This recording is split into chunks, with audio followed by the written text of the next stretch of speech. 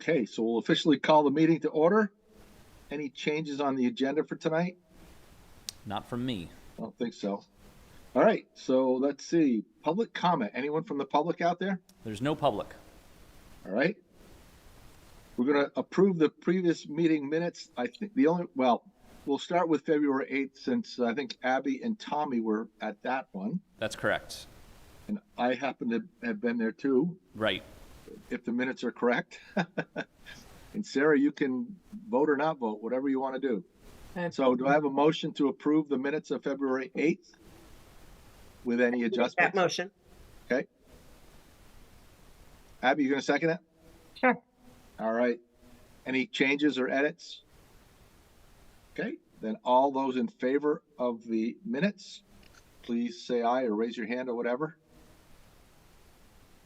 Okay. That's approved. Okay. And actually, Connor just joined, so we, Okay. I guess, depending on how people feel about approving minutes at meetings they didn't attend, I'm not sure, Abby, Tommy, or Sarah, how you feel about that, but we may be able to take action on those minutes as well. So Connor and I were at the last meeting, so. Actually, Brendan just joined as well online. Oh, so. perfect. Okay. Look at that. Better late than never. That's right.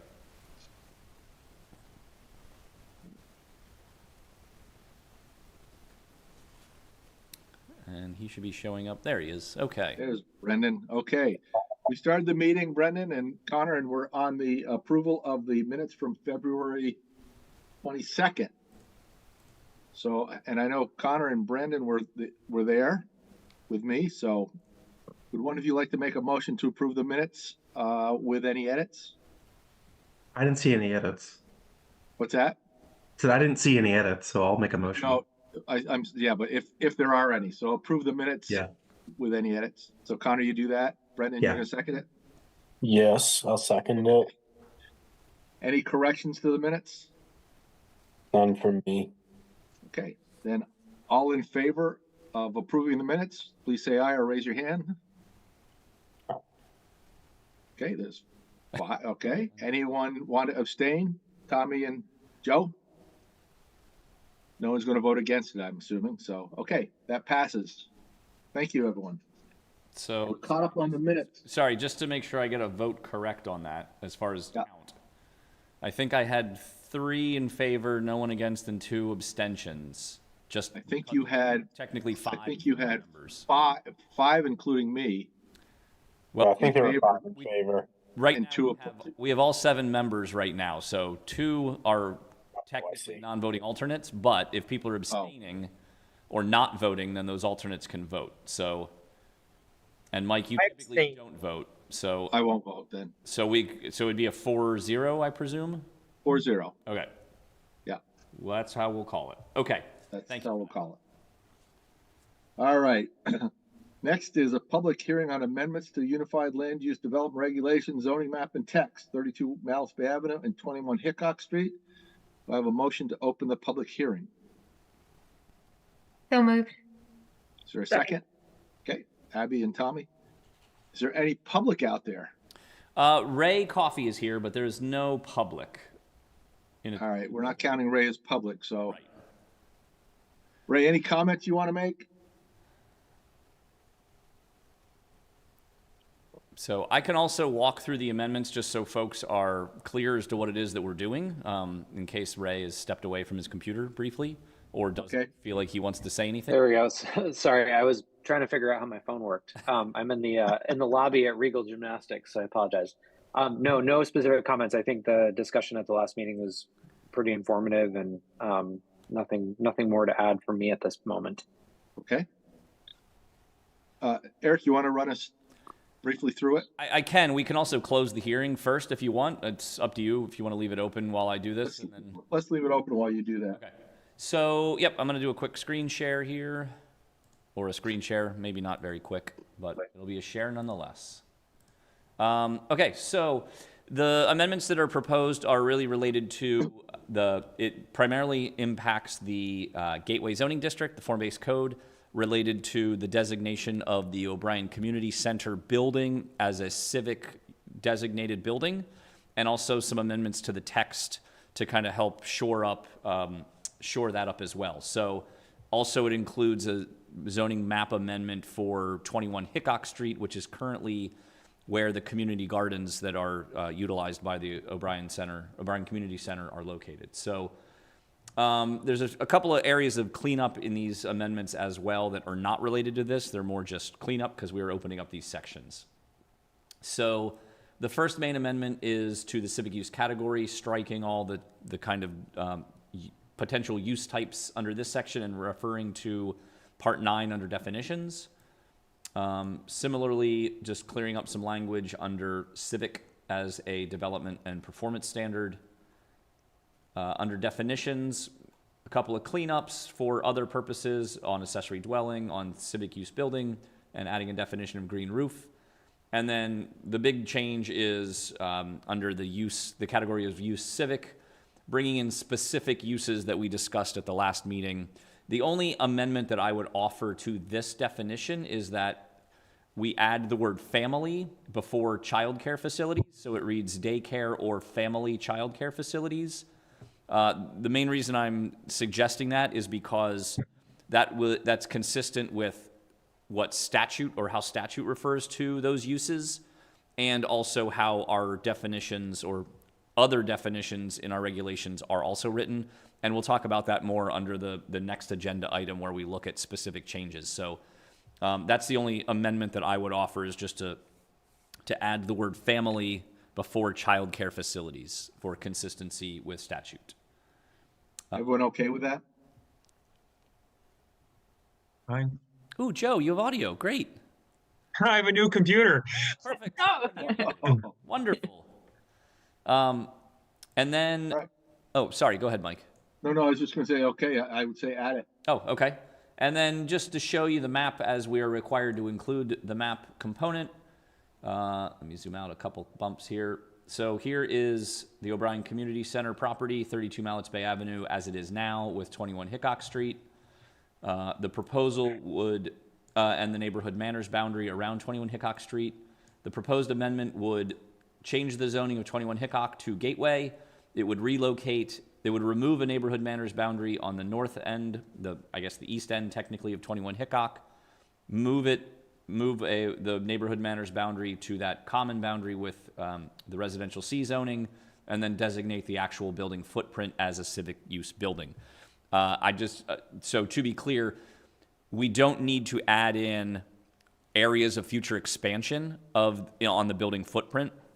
The fact that it's currently designated as a civic building, or the fact that we are designating it as a civic building or proposing to, is enough to allow for it to be amended and changed and move forward. Similar to the way that the Winooski School Complex was designated as a civic building, and then they made some significant renovations and additions as they needed to. So we don't need to be concerned with what the future footprint of the building will look like, provided that the existing footprint is designated as a civic building. Otherwise, those are the amendments that are being proposed for this process. Eric, can I assume that when they do the addition for the library, that will also be a civic building? Yes. Yep, that's right. Yep. We probably won't adjust the designation at that time just because it requires an amendment like we're doing now. So we would probably cover that in a future amendment. Okay. So any questions from anyone about what we're proposing? Like the outline of the building includes an area that is like a shed and a walkway right now. Is this because it is actually inclusive of what the expectation is when the library addition happens? Are you talking about up here on this end? Yeah, that shed right there that your cursor's over, and the walkway in between the shed and the building is all like a blacked out area.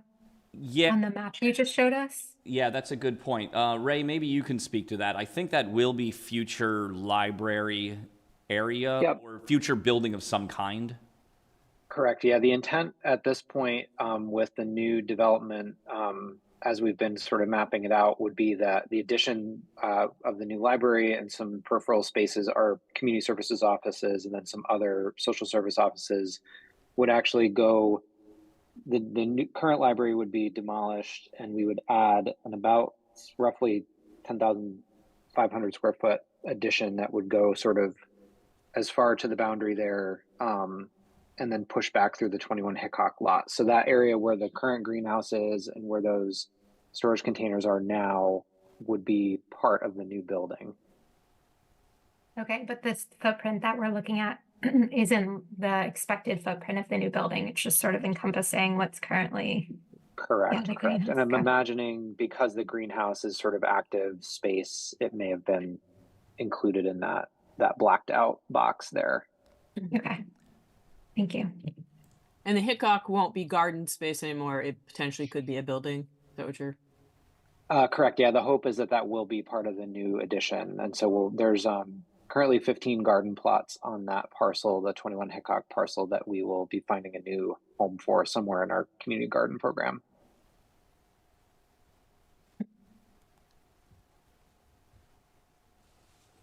I just have a quick question to interject here. Mike, maybe you can lend some insight on this. How did the city ever end up acquiring the O'Brien Center? Because my understanding was that the Pomerleau family used to own this. Yep. Pomerleau's. How did that transpire? Well, I think I'm trying to think back how it transpired, but the as I recall, the shopping center had lost tenants, I guess. Mm-hmm. And I think Pomerleau's, I don't know if they came to the city or the city approached them about buying it and making it a community center. And money was raised. Rich Tarrant was the primary donor, and yeah, bought it. I don't really know. Like I said, I don't recall what the specific circumstances were if Pomerleau's came to the city or vice versa. But they sold it to us. Okay. Yeah. If you remember any more details about that, I am interested to know how this came to be. So Okay. Thank you. I'll try to unlock those memories. All right. I can try to dig around too, Joe. That was before my time as well, so I'm not sure how that all came to be, but yeah, I'll see what I can find. Okay. Just from my standpoint, it's worth knowing as far as context. So thank you. Ray, that Jerry Myers might be a source. Yep. Yeah, he was one person I was thinking might know. Yeah, he was a manager at the time, I think. Mm-hmm. Yeah. And he's a lot younger than me, so he's got a better memory. I say that he's 1 year younger than me, but hey, a year's a year. It means a lot. Yeah. Okay, so do I have a motion to close the public hearing? I'm assuming there's no public yet? There's no public. I'll make a motion. Okay, is there a second? I'll second. Sarah, okay. All in favor, please say aye, or raise your hand, Aye. or whatever. Aye. All right, so now we're looking for a motion, right, to approve? Or do we approve it tonight, Ray, or do we have to wait till the next meeting? So no. So what you're doing tonight is, if you're ready to, you will make a motion to forward the amendments on to City Council for their consideration, with any changes if you so choose to make changes. Yeah. Either the one that I suggested or others. Okay, so do I have a motion to move this on to the City Council for their approval? If I could, I would move it with the one change to family childcare centers? Yep. Eric? Yep. Yeah. Okay. I would move. Okay. Is there a second? I'll second. Okay, Tommy? Any further discussion or any changes that someone wants to bring up? Hearing none? All those in favor, please say aye or raise your hand. Aye. I'm gonna Okay. abstain just because I haven't been in the conversations. Okay. Joe, were you a yes or a? Did we lose Joe? He's still here, or he's I still see his online. his name. Joe, can you hear me?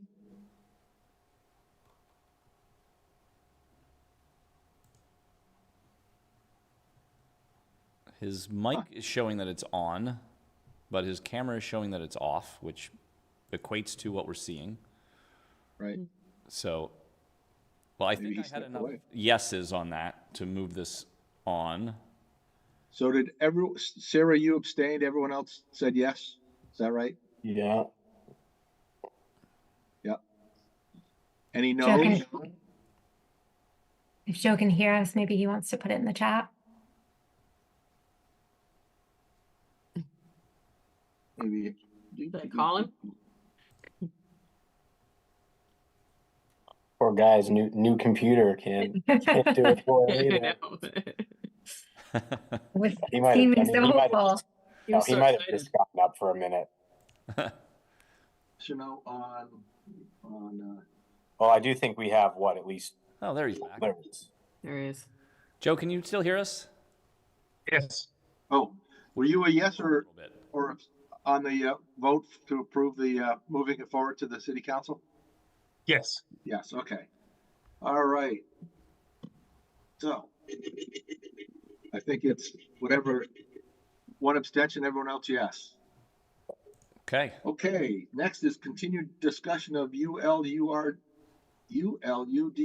amendments related to statutory changes. Okay, thank you very much. So we are going to continue on with our discussions here. So what I'm going to do is share my screen again, and I'm going to highlight a couple of quick changes, maybe not quick changes, but a couple of small changes that we discussed since the last time we've met with either all of you or some of you. So we got through, at our last meeting, we got through basically the rest of Article 2 and Article 3 and Article 4. Yes, the bulk of Article 4. We had a couple of questions and a couple of outstanding items that we needed to revisit. So I'm going to highlight a couple of those now, and if y'all want me to stop to talk about anything else, please do so. I know some of you were not at that meeting, so I want to make sure that folks are comfortable with what's being proposed. So just starting in Article 2, again, nothing major change-wise from the last meeting except for under the use table, under, which one? Family Child Care Facility. This was previously listed as a, I don't know that it was listed as a use at all, or sorry, I don't know that it was listed under the gateway small apartment category, so I've added that in as a conditional use for consistency with the other child care facility uses. So just given that it's basically that's what we're proposing for all the other residential use categories, I wanted to add it there as well to make sure that we didn't leave it out of a specific category. So that has changed. I don't know that we changed anything else in the use table. Hey, Eric? Yep. Just a quick question, because you got family child care facility as a conditional use, family child care home as a permitted use. Is that because statute? So it's based on the definition of what those uses are. So the family child care home is more of like a home occupation where you're hosting children in your own house, where the family child care facility could be a separate like business type facility. So Gotcha. it's based on the definition, and when we get into Article 5 tonight, if we do get into Article 5 tonight, I'll highlight some of those specific changes so it'll make more sense. Those are, to that point though, Mike, these are the statutory, I guess the statutory terminology that's used as far as daycare facility, family child care facility, family child care home. That's why they're proposed the way they are. Okay. Okay. Then we talked a lot about the dimensional standards. So since the last time, we talked at the last meeting about the public use and how there was no lot sizes being shown. So we've added in the terminology of no minimum. So just to indicate that if it's a public use, and just for reference, I think we only have 4 properties in the city that are designated public use. And I think they're all owned by the city and they're all parks. So we wanted to, at the last meeting, we talked about the fact that if a portion of land happens to become available or that the city owns that is basically not usable, it could be designated public and would have no minimum lot size for the requirements. Also, the uses that are allowed in that public category are extremely limited. So there's not really anything that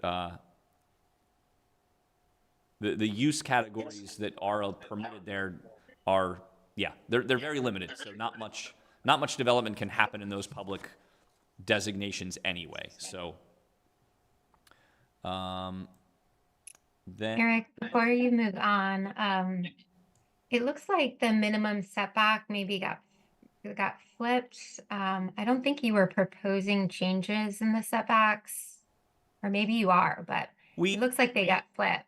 Did propose changes in the setbacks, yes. Basically reducing the setbacks based on a lot of what the development standards are currently in the city. So we did propose, I believe we talked about that several meetings ago, reducing the setbacks for the primary structures in the residential A, B, and C districts to match more closely with what's actually out on the ground. Because front 10, side 5, rear 5 to 5, 5, 10, and I just don't understand why we would, if we're decreasing setbacks, why are we increasing the rear setback? It just, yeah. The rear setback currently is, for the primary structure, is 15 across the board for all the districts. So we're actually... Oh, okay. I see that. Okay, I was looking at the accessory structure instead of the primary structure. Yep. So we across the board reduce setbacks. That's correct. Okay. Yep. Yeah, generally about 5 feet for each of them. Eric, could you maybe speak to, I know there was recently I don't know if it's defined as a detached cottage or an ADU or both, but one built on, I believe it's West Spring Street. I'm now noticing there are like basically 3 ADUs that are clustered together and they're pretty close. And just kind of wondering how they interact with one another. Yeah, so the ADU on Spring Street, it was permitted as an accessory dwelling unit because the property is owner occupied and it's a single unit dwelling. Right. That structure is 5 feet from the property boundaries. So that one is consistent with our current regulations. I believe the other structures that are around it are all within that 5-foot setback. So I think the other properties are technically non-conforming with their setbacks and the structures that are on it. So that's why it has that really kind of crowded in feel to it. Yeah, that's kind of what I was wondering, because like just seeing this as built, like quite frankly, it strikes me as a little bit of a fire hazard because there are 3 buildings that are so independent but so close to one another. Yep. A little bit like the parcel that was at the corner of Stevens and Maine, where like an incident occurred in one and spread to all the structures. Yeah, so our fire marshal, to that point, Joe, our fire marshal was on site on multiple occasions reviewing the setbacks, and I believe they added some additional structural components for fire blocking in that new building to make sure that a situation like that wouldn't, if one of the adjacent structures catches fire, that there would be some additional protection for the new structure to make sure that it wasn't as adversely impacted. Okay, I'm just bringing it up because we kind of talk about this in a hypothetical, but actually seeing it as built is a little different than looking at the metrics here. Yep. Yeah, I've noticed the same thing about that property. It does feel like it's really built upon. And like my curiosity was also around like the 50% lot coverage, like and how, and I had a resident bring it to me about like maybe the definition of of what lot coverage or open space requirements are might need a little more refining, but like, is a deck over a grass considered not coverage, or stairs, so I was wondering how that property also wasn't more than 50% lot coverage. Yeah, I'd have to look back at that specific site plan, but they were able to remain under the 50% lot coverage. And the way that I evaluate lot coverage is any structures, including decks, I count towards lot coverage. So accessory buildings, the primary structure. I also count driveways and walkways and things of that nature as part of. Sorry, walkways are not, because they're exempt from the regulations. Presuming it's literally just to serve access to the door, not a big paved swath of something. So, but driveways are included in that. We include things like swimming pools as well. That would count as lot coverage. I think it's spelled out in our definitions what is all considered lot coverage. Generally, if you're putting in stairs that are simply to access the property, those are exempt from zoning, and so they do not require a permit, which wouldn't count towards the lot coverage. But again, that's really just if it's a set of stairs and some sort of landing that's not considered a deck, or the amount of landing that's needed to meet building code is what we would allow to be built without a permit and not count towards lot coverage.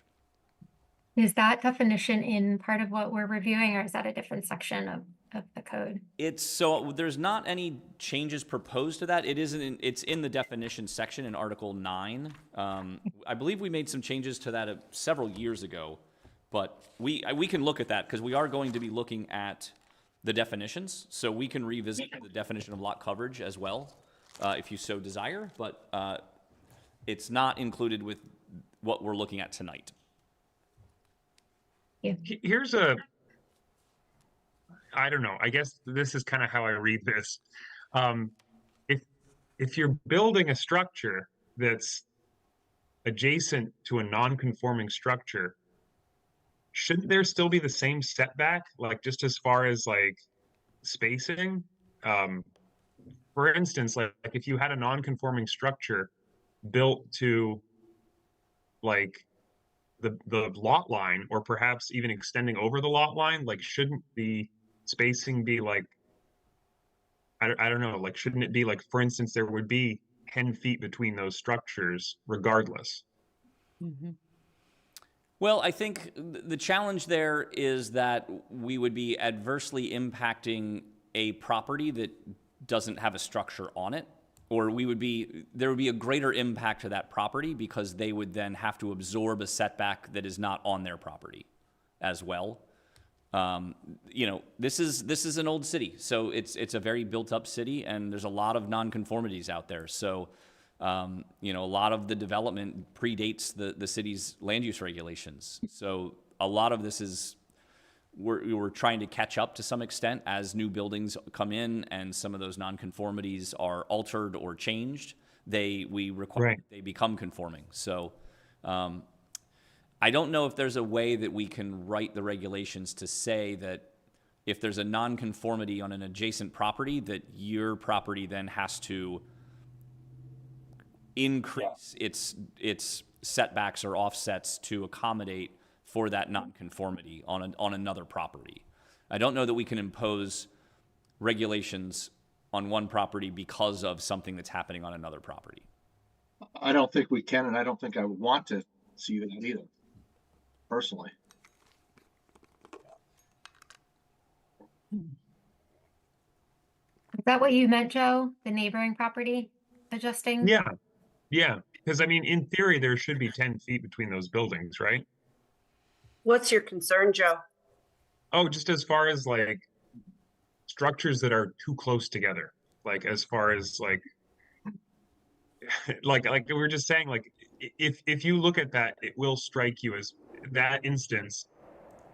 There's jets. There they are. It will strike you that like for being non-contiguous buildings, they're really close together. Is in a your way that fire strikes me act? almost as unsafe or maybe not So can you good, actually, not necessarily good planning, but can you walk through between the buildings? It's flying over me now. Yep. Is there enough space to walk between?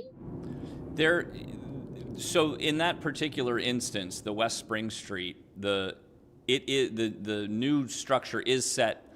I think it's actually set slightly more than 5 feet off the property boundaries, so there is space to get around it.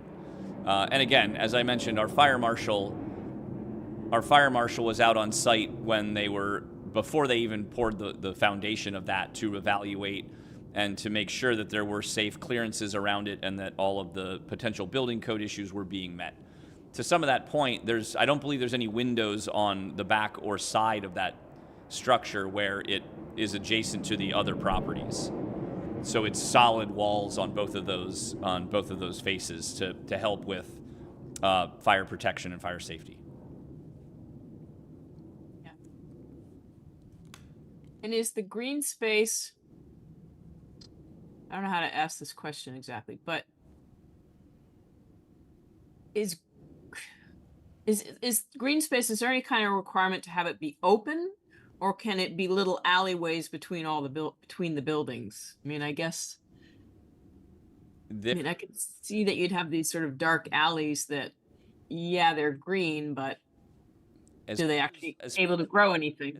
As far as lot coverage is concerned, we do not have specifics on where people can put buildings. As long as they're not in the setbacks, we don't have any requirements for specific contiguous patches of lot coverage.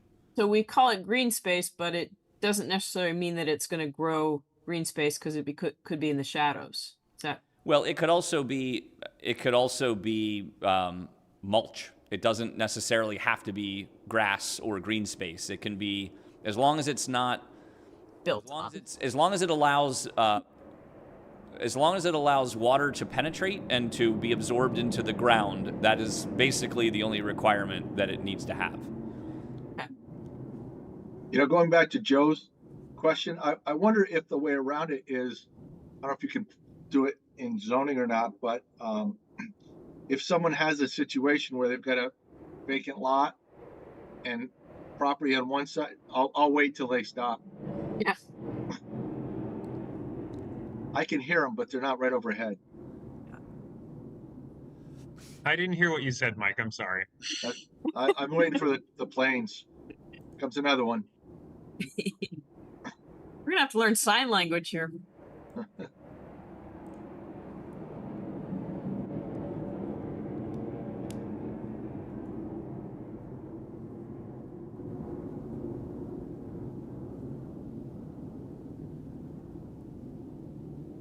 I think I heard another one coming.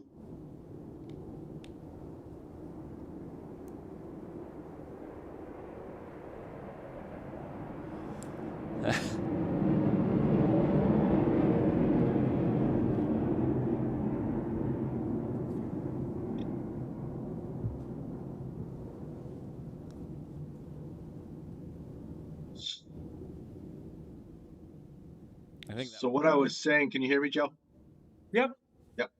What I was saying is, to your point, is maybe if you've got if that's a vacant lot next to a property that, you know, is built right up to the line, maybe somehow you encourage them to site the building on the other side of the lot. So between the non-conforming structure and their building, maybe that's where the driveway goes. And I don't know if, that doesn't sound like anything. Lot and they want to put up a house or a building, do they need site plan approval for anything, or can they just do what they want? It depends on what they're proposing. If it's a single unit dwelling or an ADU, for example, they do not need site plan approval for that. As long as they need to submit some kind of a site plan, but they don't need to go to the development review board for site plan review as it's outlined in our regs. Would it be possible to say whenever possible, we encourage, you know, in a situation like this, we encourage keeping a minimum of maybe 10 feet. Is it put a driveway there or something. Well, I'll say for this particular project, we worked with the property owner quite extensively to site it as far away from the other structures as we could and still have usable space on the property. So it's, I mean, that's a unique situation of how that came about. So, well, and I'm not talking about that one specifically. I'm just talking if it comes up in the future that, you know, maybe somehow there's that to make sure that there's that communication with the city so that you can encourage them to, you know, hey, keep a little more space. I don't know. I'm just, yeah, and that popped in my head. What's that? When these projects come in, like I said, we work with the property owners to figure out the best way to site them and make sure that there's clearance and that fire safety can have access all around the building to what they need, and all those things. And you know, I rely on them as the experts in their field to make sure that they're comfortable with what's being proposed. So to me, And that kind of answers the question is you do have some input, and so you can, if it's a situation where it's that close. Yep. You could say, hey, how about you cite it a little bit over this way? Yep, absolutely. Okay. And that's, I guess that's why I'm bringing up the issue is because, as you said, we do have many non-conforming structures in the city. So we're going to see more instances of this phenomena. And as you described, there's basically like windowless structures on those sides with a dark alley between them. Yeah. So kind of I can what tell is you, getting That's not a good thing. I grew up in a house where our house was about 5 feet from my great aunt's house. And we both had windows on either side because they used to spy on us and make sure we weren't, you know, doing anything crazy. Yeah. It was tough to have parties when my parents were out of town. I'll tell you that. All right. So the other, also at our last meeting, we discussed the accessory structure table. I believe the only change from the last time is related to note 4, and I'll look to Brendan and Connor and Mike since you guys were involved in the discussion. What I did here is basically I rephrased this a bit so that so for the rest of the folks, we had a discussion around ADUs versus just a regular accessory structure. And so what I try to do is clarify a bit that an accessory dwelling could be up to 20 feet in height unless the primary or principal structure would allow a greater height. That's all related to the maximum height of an accessory structure that right now it's listed at 35 feet, which is the same as the primary structure. So this is now a reduction saying that it can be up to 75 feet of the primary structure, but no less than 10 feet so that it can, in essence, be a usable accessory structure. If that's just, for example, it's a ranch house that's only, 12 feet tall, 15 feet tall. So this will give some relief for that, except in the instance of an accessory dwelling, which could be up to 20 feet tall to allow for a second story or something like that. So yeah, Abby, I see you've got your hand up. Yeah, sorry, one other thing about the setbacks is going from the 15 to 20 foot setbacks that exist in the code right now to what we've updated to the 5 or 10 feet. Is that limiting our ability to improve sidewalk infrastructure, install sidewalk infrastructure? So I would say no, because the setbacks are, so the sidewalks are typically in the right of way and are not on private property, even though generally private property owners maintain the greenbelt in front of their houses. I don't think we have any situation where the sidewalk is on private property. They're all in the right of way. So the property boundary actually starts behind the sidewalk. Okay, thank you. Yep. So, yeah, so going back to the accessory structure. So yeah, basically, I should back up here for the rest of folks that, yes, as I was saying, the maximum height currently is 35 feet, which is the same in the residential districts, which is the same as the primary structure. So I've proposed a new standard that would be 75% of the primary structure, but no less than 10 feet for an accessory structure in height. And then, except for the central business district where they could do a 25-foot tall accessory structure because the maximum height there is 60 feet right now. So that would give some relief, but I didn't think that 75% of 60 feet would be a good number either. So gave it a smaller cap. And then just some notes about what all this means. In particular, note 4, that if an accessory dwelling is being proposed, it can be up to 20 feet tall. That's partially based on the way that we measure height of a building, where we measure it to either if it's a flat roof, we measure the whole building.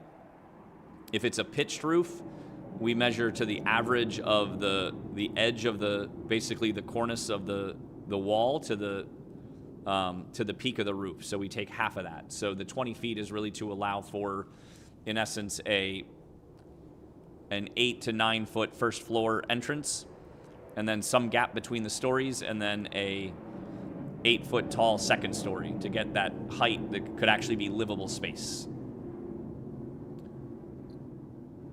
And Eric, Would- if I recall, this footnote 4 Yep. about an accessory dwelling unit being maybe up to 20 feet, unless the primary structures would allow for more. So let's wait a second. Correct.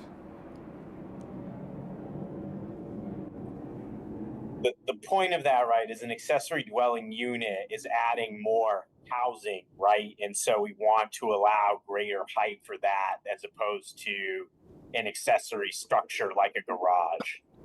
That's correct. Yes. And Sorry. We need to pause for a minute. Yeah.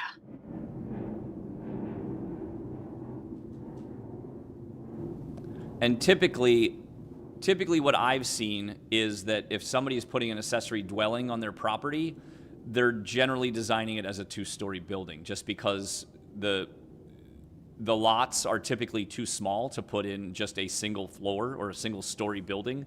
So they're typically building them as 2 stories to be able to shrink the footprint enough to fit on the property conveniently.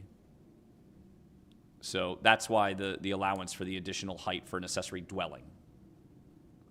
Eric, are you saying this section, and sorry, I may have missed it, is covering accessory dwelling units and I guess to me an accessory structure sounds like a garage, a shed, something like that.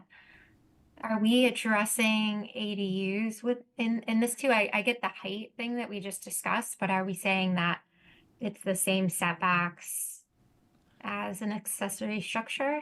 So it would be. So an accessory dwelling unit can take on 2 forms. It can be a detached unit or it can be attached to the building. So in the instance where it would be detached from the building, then it would be considered an accessory structure as well as an accessory dwelling. So it would need to follow these standards for an accessory structure as well as being an accessory dwelling. Okay, and then we have under like our land use table, permitted / conditional use. Yep. Did you guys get into that discussion, or will we today? No, I'm hoping we will get to that today. The reason is, so you'll also notice in the land use table, we're removing detached cottage as a use, which is a conditional use. So pretty much what we're doing is basically saying an accessory dwelling unit is either going to be permitted, which is the way that statute treats it as when it's a single unit owner occupied dwelling versus a non-owner occupied property, or if there's more than one dwelling on it. So that's how we viewed them previously, but we've called the non-owner occupied single unit dwelling a detached cottage with slightly different standards, but we're basically combining the 2 into one. And so if it's, well, anyway, we'll get into that later. Hopefully we'll get to that point. Gotcha. Okay, So thanks. that's the goal. So any other questions on this section? Sorry, going back to the setbacks, the chart before, if you were to have, so the buildings along the west side of the roundabout, for instance, are all next to each other. They're literally attached to each other. Yep. If something is, say one of those structures is taken down, does the side setback So apply? they're in a Or- commercial business district, so they have no setbacks. So they have no setbacks. And if somebody else wanted in a different area to build buildings that were adjacent to each other, is that possible or not? Not under, they need to get a waiver from the setbacks, and Okay. there's only so much relief that can be granted from the Development Review Board with the waiver process. Yeah, okay. I mean, Eric? it might be a good thing because I'm worrying about these sort of little 5-foot alleys between things. I wouldn't want somebody who actually wanted to put the building right up to an adjacent property and could work that out to not be able to do that. You know what I mean? Eric, is there a provision? I think there's a provision in our statute. They normally are. If a building is destroyed by fire or acts of God, a lot of times it has, they have a certain period of time to rebuild exactly where it was, right? Yep, that's right. They've got 6 months to do that, or 6 Yeah. months to pull permits, I should say.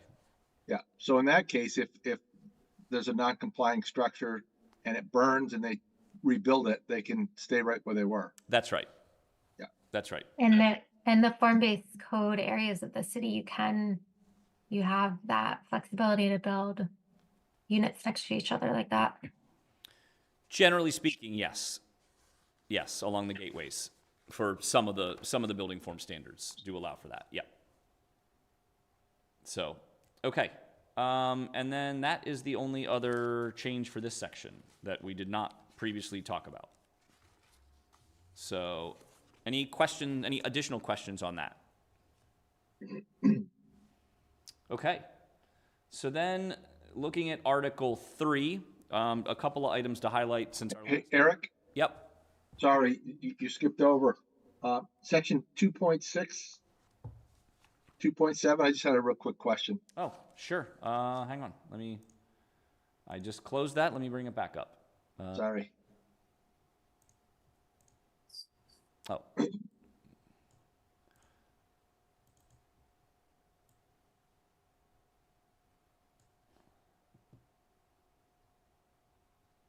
You said 2.6 and 7? Yeah, it's talking about the residential, the residential A, B, and C. Yep. And I'm just wondering why, given the goal of the city council, I guess, in residential C, you talk about infill development, but you don't talk about infill development in residential B specifically, and maybe even residential A. Should there be the same verbiage? I mean, we could add that. I don't know that it really matters. I think this is really more just a general kind of overview of what the district is intended for, and we don't really use this for anything specific necessarily. I mean, there are some references to it in like conditional use review, but I don't look at these when I'm reviewing projects to see if what is proposed is consistent with the kind of the purpose of the district. Yeah. I mean, we can add that, but I don't know that it's necessary. I don't know if it is either. I was just thinking when I was reading through it that it's in residential C, and the council is looking for more housing. Mm-hmm. So well, and you may not use it, I may not use it, but someone who's looking to do something will look at it. Yeah, and some of that's also going to be dictated by the actual uses that we permit, so that we're not permitting any type of large multi-unit developments in any of those districts anyway, so they're going to be limited to what type of infill they could even do based on the use table, so which actually is going to carry more weight than some of the descriptions. So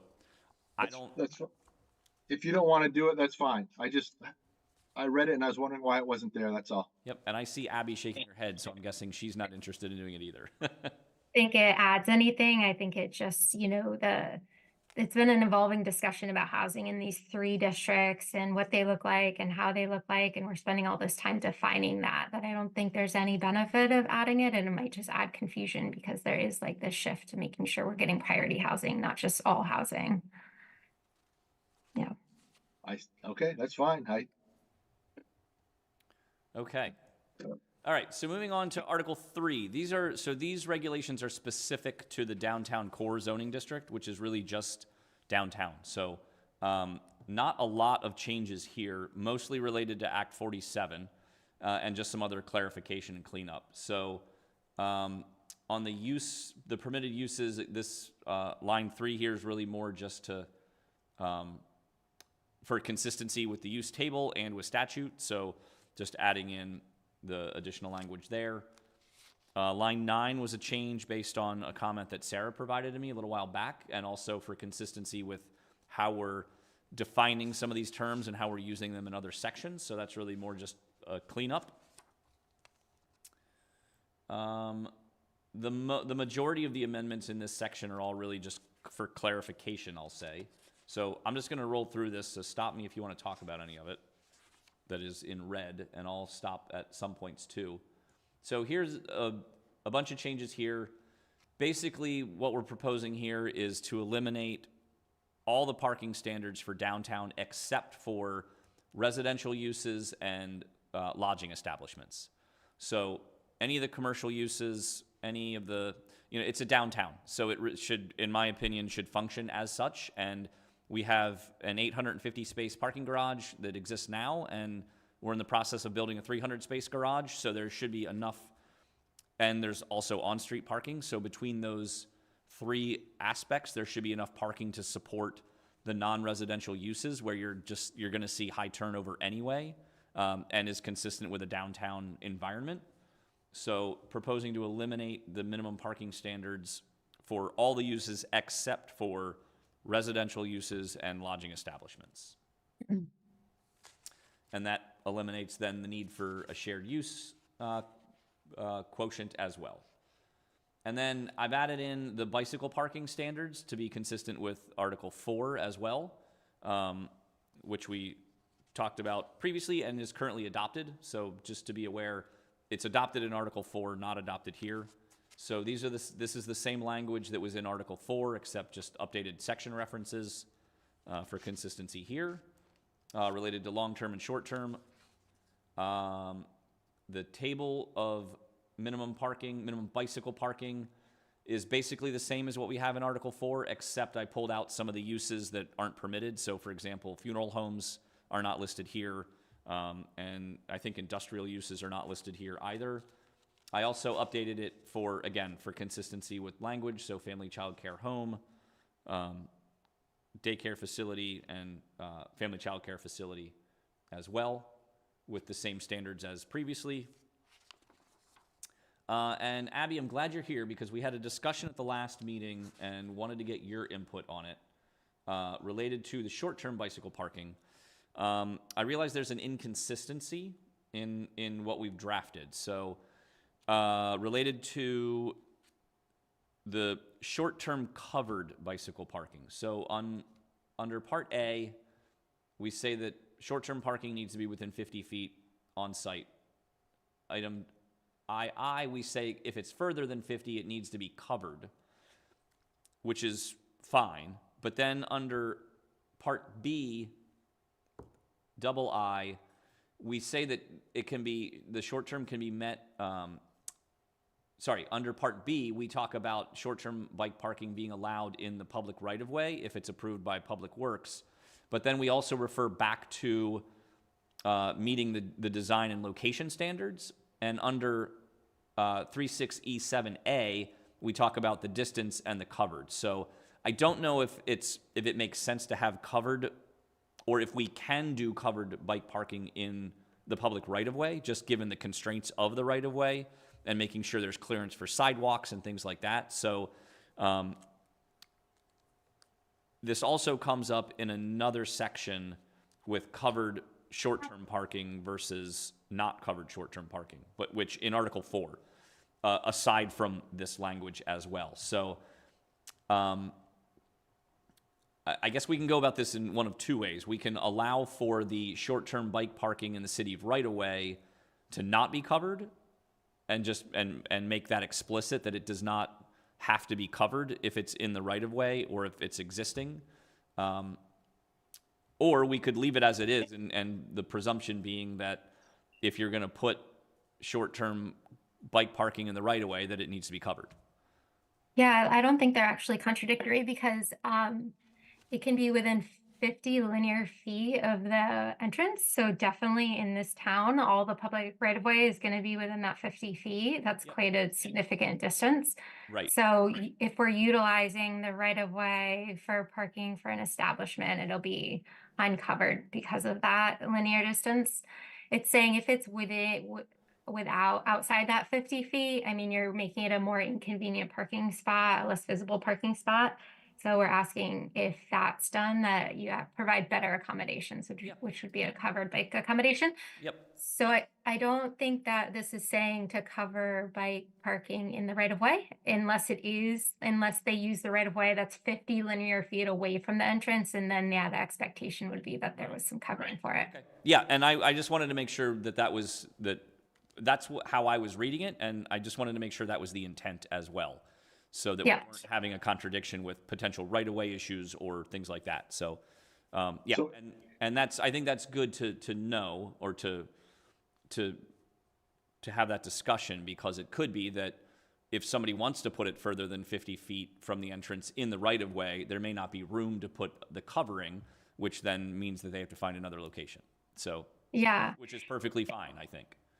Yeah, and it did come up because Councillor Oakleaf was feeling like we were putting the onus on the public and on the taxpayer, right? To like be providing and maintaining this infrastructure instead of having a developer. So it's sort of like, yeah, there's a little bit of give and take if they end up using the public right away. Yep. Okay. In that circumstance, and DPW can say we can't fit covered bike parking. You have to.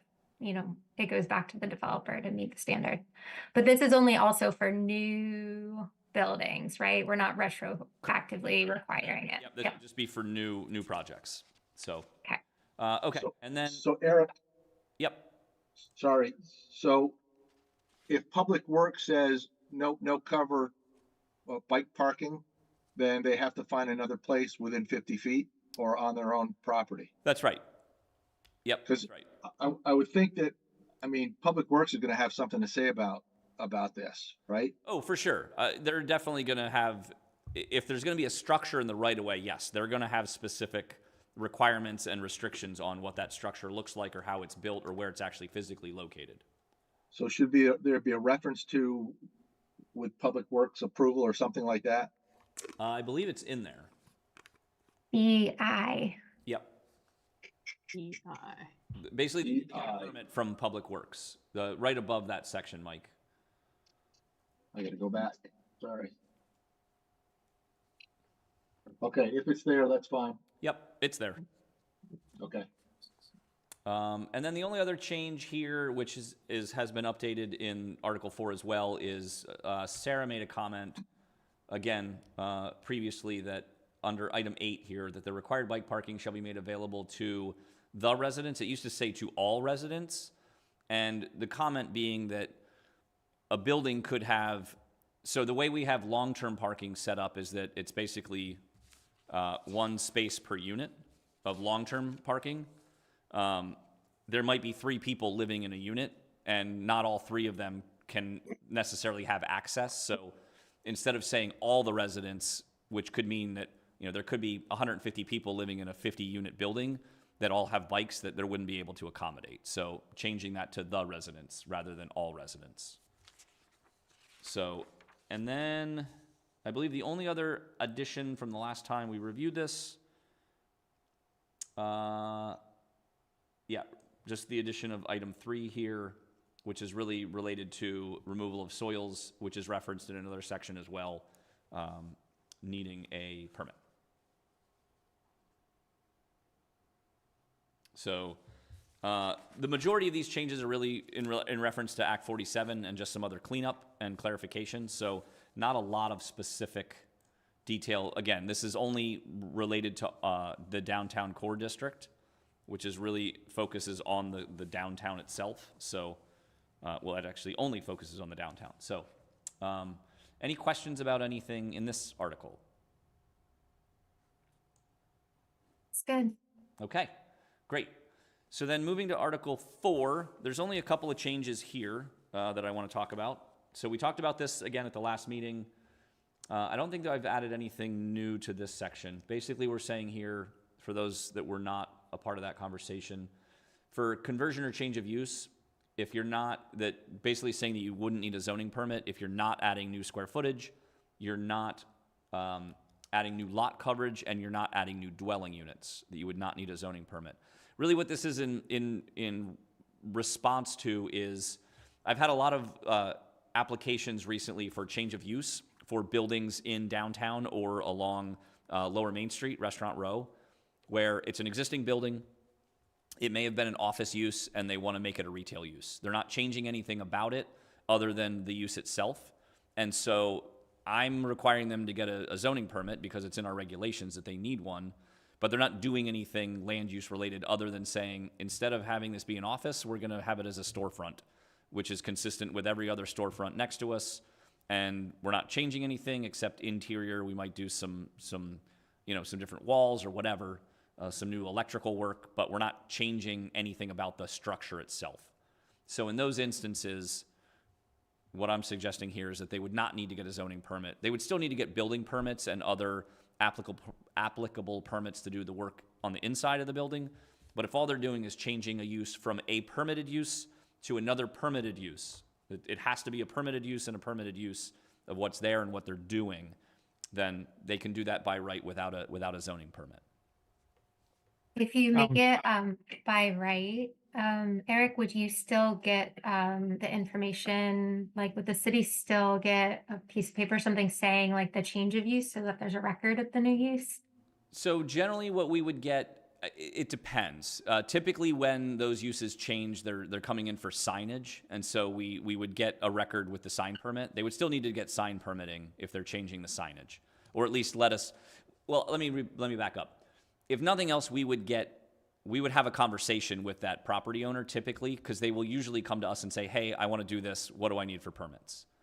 And that's just a blanket comment of, I want to move walls, or I'm not doing anything. What permits do I need to change this use? So we know that they're doing something. It's just we might not know exactly what it is. And we do have a way to, people will almost always reach out when they want to do something different. They're also Can I interject here? Please. One thing that I don't know how to write this in here, but because you are talking about downtown, the first building on the west side of Main Street, I don't remember the exact address number, but I think of it as the Waltz Pool Room building, or the old pawn shop, if you've been around Winooski long enough, but that is now residential units. Is there any way to write this in here that we would prevent something like that going forward? Because I think as far as a planning standpoint, that's not something you would want. As far as what should be commercial space now being used for housing, because it kind of, to me, looks very odd and disruptive as far as a downtown layout. I don't think the Church Street Marketplace would ever allow a vacant storefront to be turned into apartment units. Well, So can you, I'm sorry to interrupt. I'm just trying to follow the location that you're talking about. You know where Mandarin is? Mm-hmm. The building south of that used to be a commercial building, at least on the first floor, that was converted to housing units. Okay, thank you. Sorry, Eric, go ahead. Yeah, so two things to that, Joe. This would not, because they'd be creating dwelling units, this would not apply. They would have to get a permit. And depending on what they were actually doing, we do not allow for, basically we require multi-unit buildings in the downtown and the adjacent areas. So they would have to do a certain number of dwellings if they were going to do something like that, or else they wouldn't be allowed to do it. We wouldn't prohibit it from happening if they were able to meet the rest of the regulations. So, for example, I don't know how many units are in that building now, but the draft that we have for multi-unit buildings I think they'd have to do at least five dwellings in there to qualify. Otherwise, the use wouldn't be permitted. Okay. Joe, there are some towns that in districts, they require first floor commercial. Right. I guess that's what I'm saying. Why that wasn't required there. That seems like something was missing in our zoning laws that allowed that to occur. And that's definitely possible. That was well before my time. So Oh yeah, it's yeah, absolutely, Eric. That's I'm just saying, like, as far as I do often look at that, I'm like, how did this happen? Like, it's such to me, it's such an anomaly, because I think that our being a small city, our downtown space is limited, and as far as like the services that can be provided there and the commerce that can occur, so like having that taken up by a dwelling unit isn't, I don't know, the exchange isn't great there. Are you suggesting that we change the uses downtown to what Mike said about having only commercial use on the first floor? I don't know exactly how to word that, but it seems to me that there should be something there. I mean, tell me I'm all wrong, Eric. I don't know. Well, that's not up to me, quite frankly, to tell you that. I think if that's something that you all want to pursue, we can definitely look at it. I don't know if it would fit into any of these sections that we're talking about now, but that would probably be more fundamental to the actual zoning district itself. Kind of like in our gateway district, we have our building form standards. In particular, we have one that is the urban storefront, where you're required to do ground floor commercial. Right. So I guess that's what I'm saying, is that this seems somewhat not uniform. I know this happened like 20 years ago or so, but it does sound like there's really nothing other than number of units to prevent this from happening again. I mean, right now, that's what we have, yes. Unless we change it to require first floor commercial, which we can do. That's correct. We can do that. We can do that. That's going to be a bigger process than we have before us right now, since these are mostly cleanup. But yeah, that's definitely, we can look into that if y'all want. I think that's reasonable to consider. Yeah, It's just, it seems worth noting that here, because we are talking about, because that was a conversion or change of use. Well, that's adding additional units, so that would require a permit. Okay. So that caveat is covered here. Whether or not it's a good one or not that's a different discussion. So okay, I presume you're talking about like the instance maybe is like what used to be the Casey Family Services building, like if that's going from offices to now retail or whatever else, like that's kind of what you're talking about. Yeah, or for example, so the across the circle, the Standing Stone Wines, the space just went in. It's a retail space now. They had to submit a change of use permit because they want to start selling food. They're not doing anything different other than now they want to sell food, and they need to get a restaurant license, so they need to be a restaurant use as well. So I'm basically taking money from them to do nothing. And that feels kind of weird to me, to say that a downtown use that is not really doing anything other than adding some additional service should have to get a permit to do that. Mm-hmm. So it's instances like that I'm really trying to cover with this language. I hear you, and I guess I'm playing the devil's advocate, seeing the other direction where something could go. So sure. So could you just, again, sorry not to get it the first time, but the way it is now, I'm trying to get to Joe's point, is if somebody did say we want to change this building, which has retail on the bottom floor, to a dwelling unit, there's still a way you can do that. That's what item A here covers, is that if you're adding dwelling units, you have to get a permit.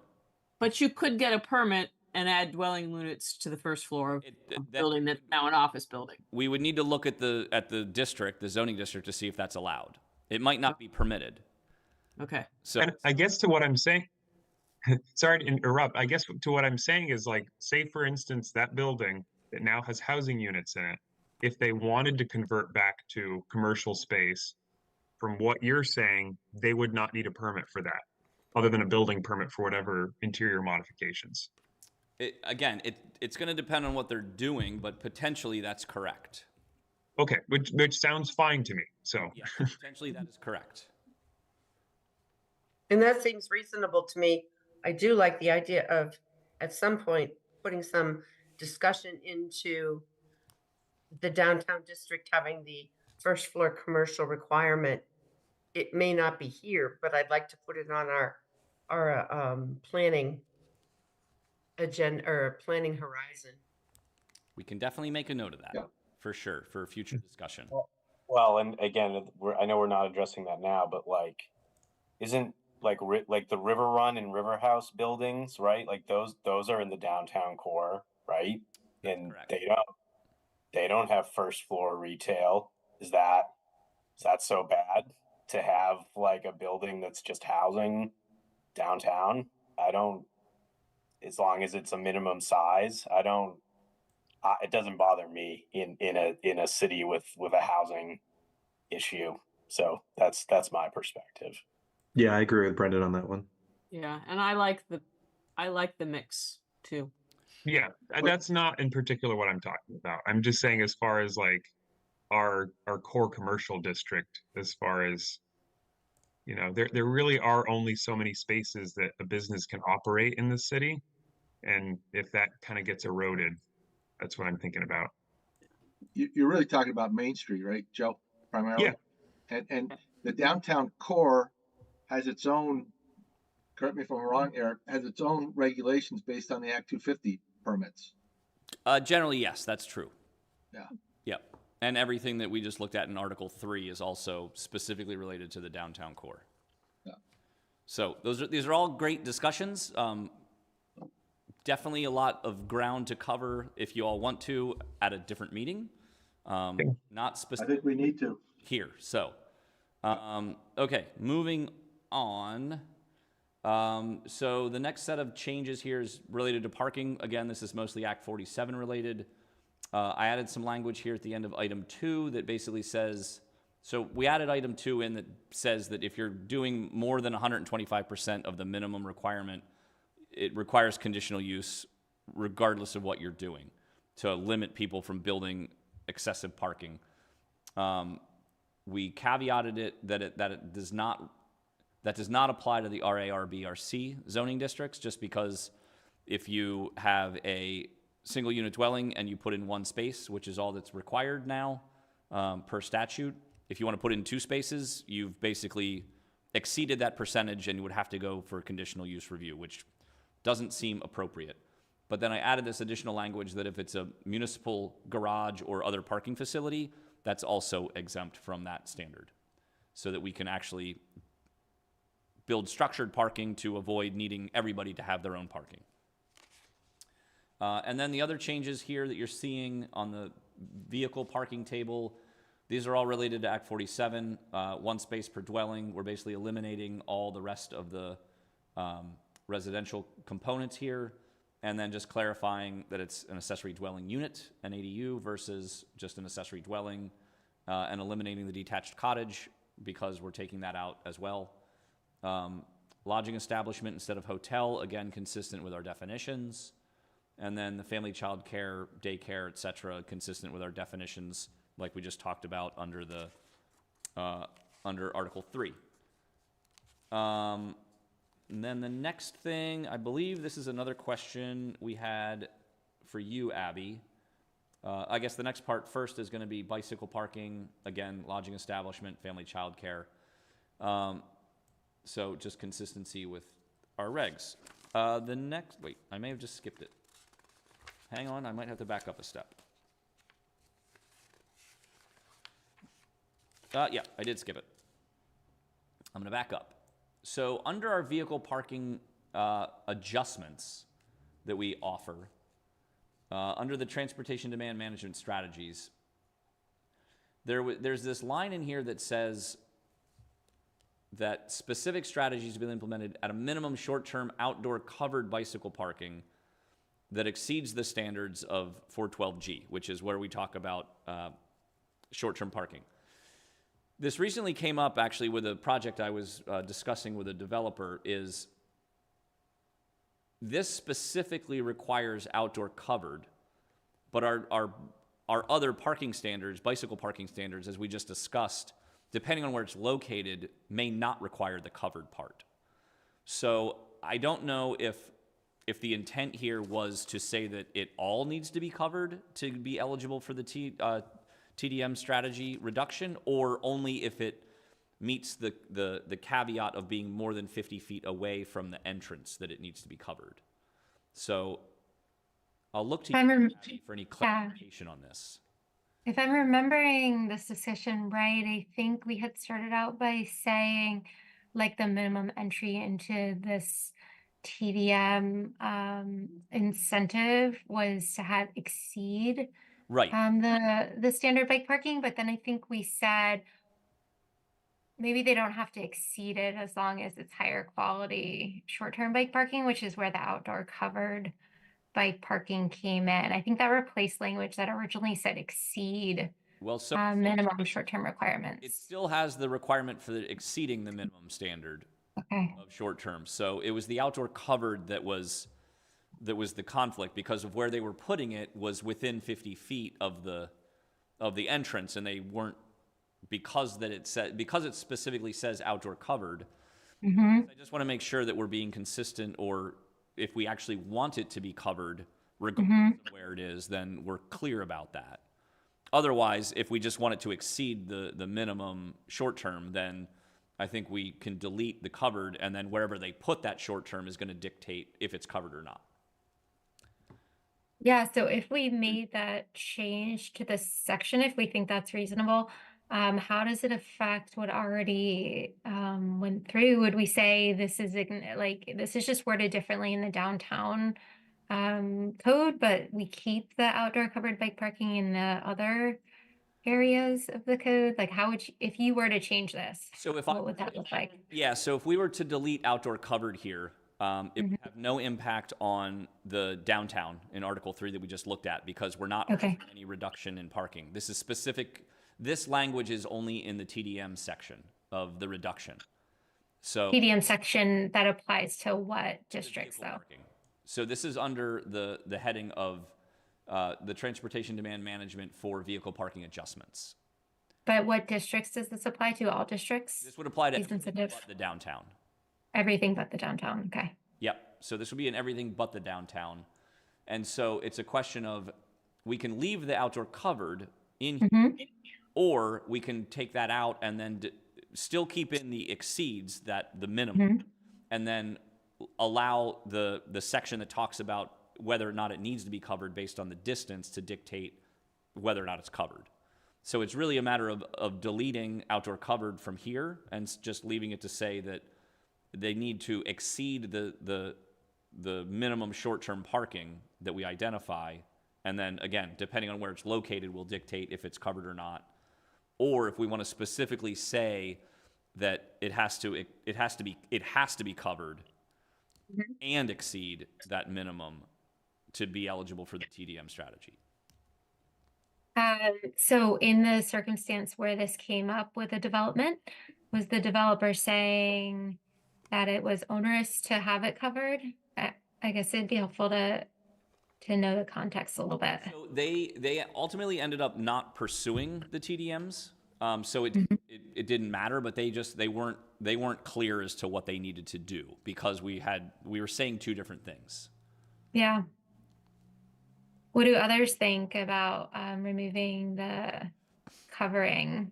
I don't think the outdoor covered is necessary. I think we can remove it because it references parking standards, and parking standards will tell you if it needs to be covered or not. And we're saying it needs to exceed those standards. Correct.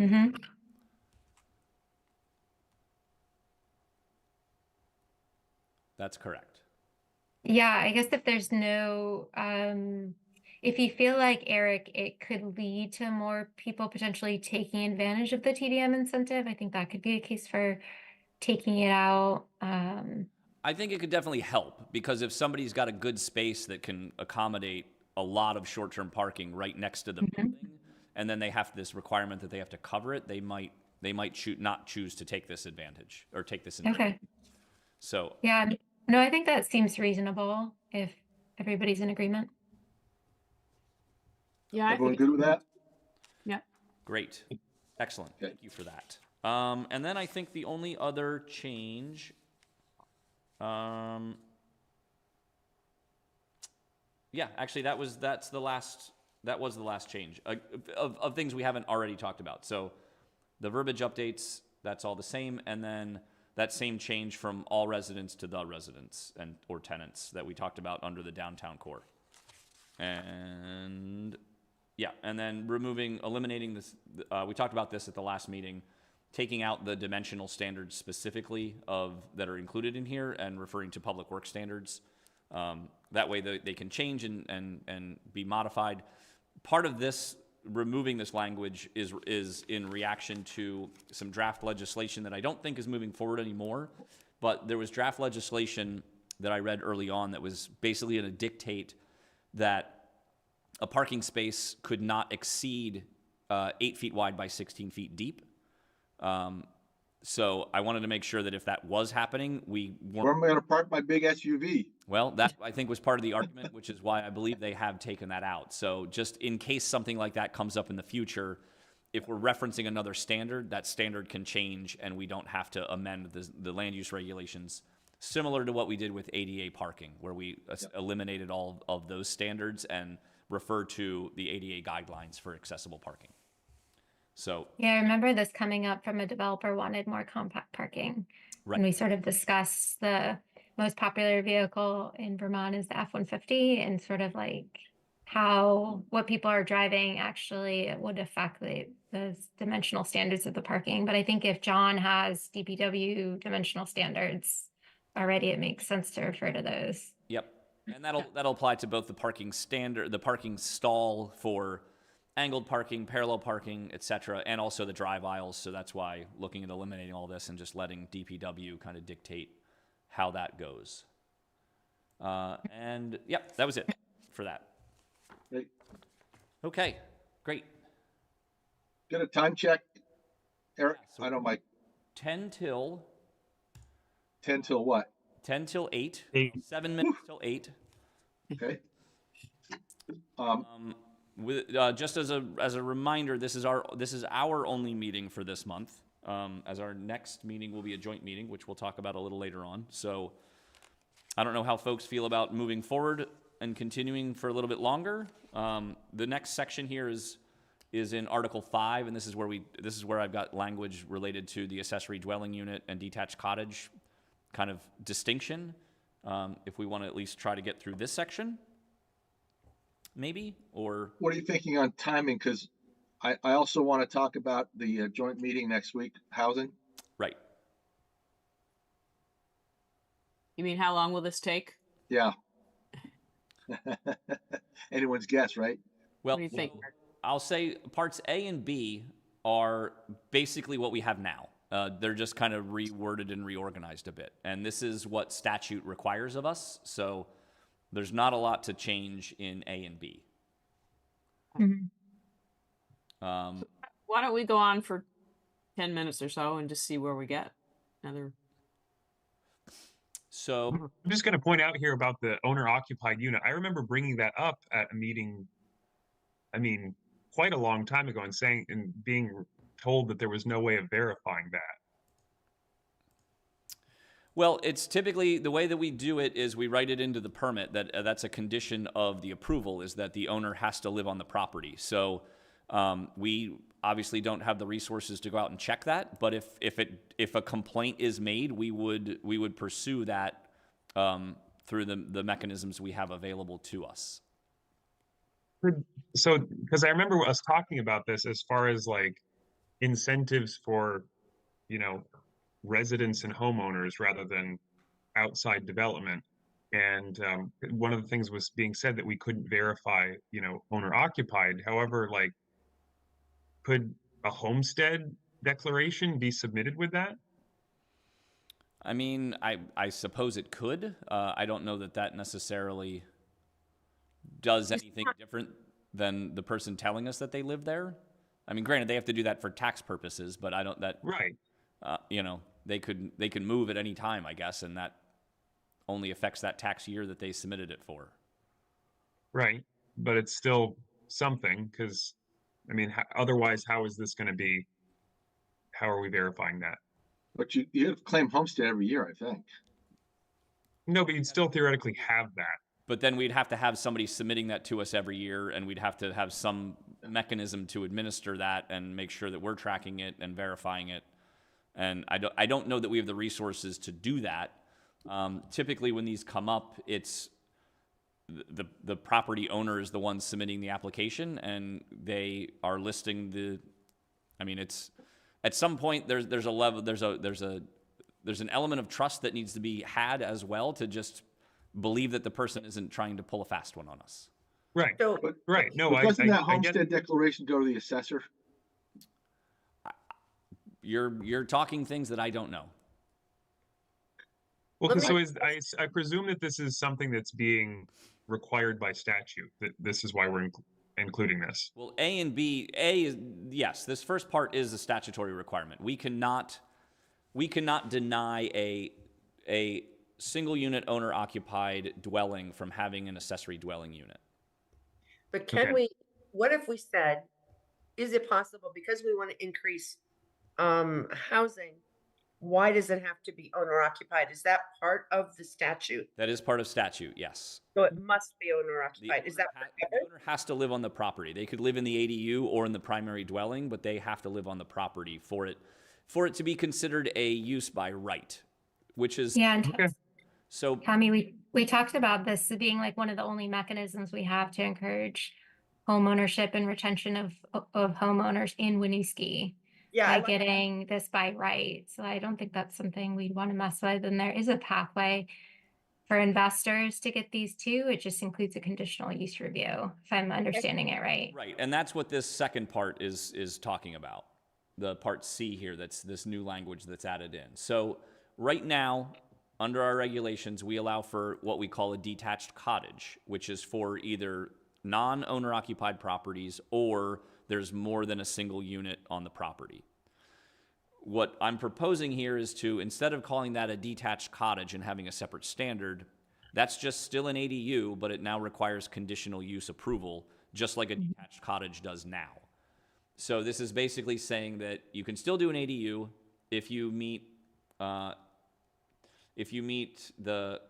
don't meet these standards of Part B, then you can still do an ADU, but there's conditions to that as well, that there can't be more than 4 units on the property. Again, that's in reference to the statute change that says we have to allow up to 4 units.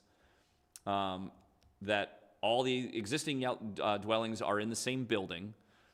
So if there's a couple properties that I'm aware of, and I'm sure there's more, where there's basically two primary structures that have multiple units in each one of them. So they would all have to be in the same unit, in the same building to qualify. There's not already an accessory dwelling on the property, and that there's sufficient water and wastewater. In that instance, they would be eligible to put an ADU in, but it would go through the conditional use approval, just like we do now for a detached cottage. They would still need to meet all the parking standards, all the setbacks, all the lot coverage standards, everything like we require now for both an ADU and for a detached cottage. It basically is just saying that it's still an ADU. It is actually reducing the size to some extent. Right now, a detached cottage is allowed to be up to 1,000 square foot of habitable floor area. Here we're saying it's either 900 square feet or 30% of the dwelling, whichever is greater. And for reference, in order to get to that 1,000 square feet, I think it would need to be that 30%. The primary structure would need to be a lot bigger than one might think. But this basically takes the average of the habitable floor area of the existing dwellings in order to calculate the size. So really that's the main. It's still in essence a detached cottage. We're just permitting it through a different process and calling it an accessory dwelling that's just not on an owner-occupied lot.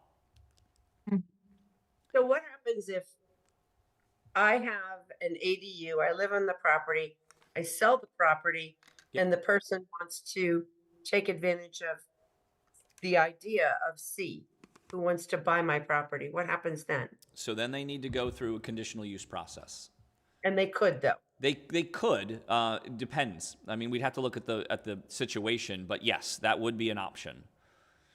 So it applies for existing buildings, not just new structures as well. Sorry, say that again. This would apply to existing structures, not just new builds. Absolutely, that's right. Yeah, this would apply to anything that exists currently if somebody wanted to put in an accessory dwelling. But it's already in. In my mind, it's there. I've sold the property, and I'm going to come and need conditional use. What are you going to say to me for my conditional use? Yeah, so so that's a good question. In that case, so in that instance, so let me just make sure I understand the situation. Hypothetically, you've got your single unit dwelling, you add an ADU to it as an owner occupied single unit dwelling. You sell the property to somebody else who basically wants to rent both units. Correct. They would need to come in for conditional use approval to get a change of use. And in that instance, the Development Review Board could say, we will approve this with certain conditions that need to be met, like additional screening or additional landscaping, things like that. Or they could say, we don't approve this. And then you basically can't use that ADU. Okay. Until or unless something else changes. So there's other ways around it. Really, I think the advantage with doing it in this mechanism and in this format is that it takes situations where we might have, for example, a single unit dwelling that has an attached ADU that then is sold and they rent out both sides of it. That could come in then as a change of use for a 2-unit building. And so there's still a pathway forward for both of those units to exist as they are. So the example for the property next to you, Abby, in that case, that owner would have to come in for a change of use because it's now no longer an owner-occupied ADU or an owner property with an ADU.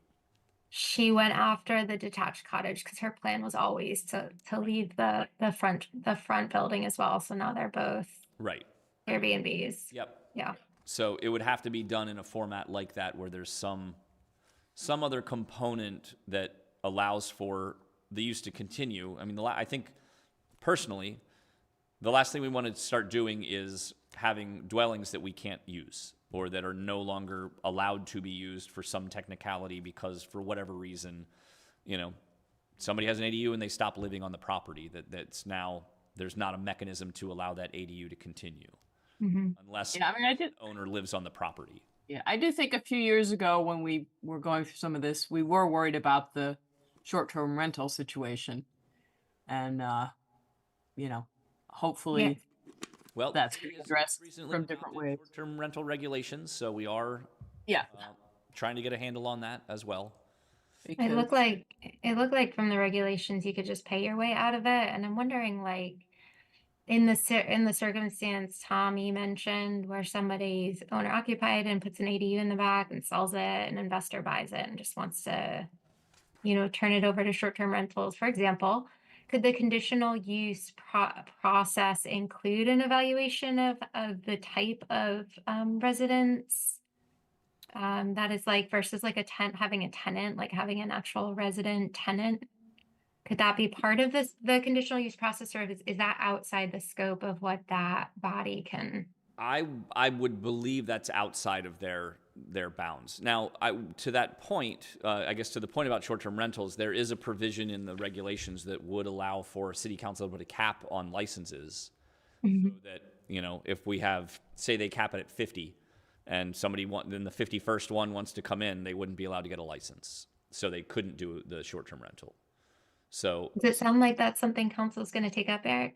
I think so. The way it was, if I remember correctly, the way that it was all drafted is that they wanted to just kind of see how the program was working first, and see if that either helped or hindered some of the short-term rental inventory. And they have the ability to do it at any time. I don't know that they are under any type of constraint to say we have to do X before we can add a cap. I think it's more just a matter of when they feel like they've got enough data, they can evaluate that. Okay. So, I'm entirely ignorant on this. Liquor licenses in the city of Winooski used to work that way. I don't know if they still do, but there was like a certain number of them, and once that quota was filled, that was as many as the city got. Yeah, I don't think that's the case anymore. Okay. I mean, I think I don't the think so city either. has the ability to do that still. I just think they have chosen not to. Okay. So You know, that's basically what Part C is kind of that non-owner occupied ADU. So it's in essence, it's still a detached cottage. We're just calling it an ADU that's not owner occupied. Mhm. So how are people feeling? Want to keep rolling, or because the next couple sections are pretty just cleanup stuff, quite frankly. Go ahead. Okay, I like it. So next is the Stay cleanup, but you know us, Eric. right. So this is a section we have. This again, a lot of this is just cleanup and consistency with statute, changing the terminology to match what statute says, and adding in kind of basically what the statutory definitions are of these uses. So a family child care home is basically 10 children at any one time with 6 full-time and 4 part-time. The owner has to live on site. This is actually, so the provision that a zoning permit is not required is because that is also considered basically a home business, or a home occupation, which we allow by right without a permit. So that's why that language is in there. The next category. Eric, Oh, yeah. Eric, sorry, why did we go from 6 children total to 10? Because that's what statute says for a family child care home. That's the statutory definition. And statutorily, are we required to allow this in like the residential zones? Is that also a statutory requirement? So the family child care home, as I understand statute, is that it's intended to be basically like a home occupation. So it is allowed in the residential districts. I'm just double checking here. We do allow it as a permitted use in the residential districts. Again, because that's the intent, is that it's really more of like a home occupation. So the owner lives on site. It's not a business in the sense that it's like a big facility of any kind. So, but yeah, statute allows for 10 total children, with 6 of those being full-time and the rest being part-time. So no more than 6 full-time. No more than 6 full-time, correct, for a family child care home. And then the next one is a family child care facility. This will require a zoning permit. This is really, in this instance, I don't believe there's any limit in statute on the number of children. And in this case, we do allow it I believe we have it listed as a conditional use in the residential areas and permitted in non-residential areas, certain ones. And this is kind of so the first two, the family child care home and the family child care facility, are really more for children. So it's that daycare aspect. The family child care home is really your home occupation. The family child care facility is a larger facility that's going to have more kids, a little bit more of a commercial operation. The final category, the daycare facility, is for both adults or children with disabilities or not, that just need some additional type of care, which is why it's called a daycare facility. Similarly, there's no limits, I don't believe, in statute on the number of people that can be there at any one time, but we also, I believe, have this as a conditional use as well. So, yes, this is a conditional use in the residential districts, permitted in the commercial districts, consistent with the family child care facility. So, just to kind of, this is really, a lot of this, what's here is really just clarification to what these uses are and aligning with statute. Yeah, and I would also add, I would think that, like, if somebody's proposing to have a facility, whether it's childcare or daycare, I think if they want to try to do that in a residential zoning district, they're going to be probably pretty constrained in terms of getting a license, right? Like we only allow certain types of buildings in a residential zoning district. So I think it would be pretty hard for them to meet like state like state permitting and licensing requirements to build some huge daycare center out of like a normal house. If you don't, if you know. True. I mean, there might be some constraints on that for sure. But in either event, they're conditional uses and they would require review and approval by the Development Review Board. So, so that's really kind of the distinction there. All right, I see Connor is telling us that we've gotten to our 10 minutes. So I will defer to the rest of the group to see if you want to roll on or pause here. I'd vote for pausing so we talk about the joint meeting a little bit. Sounds good.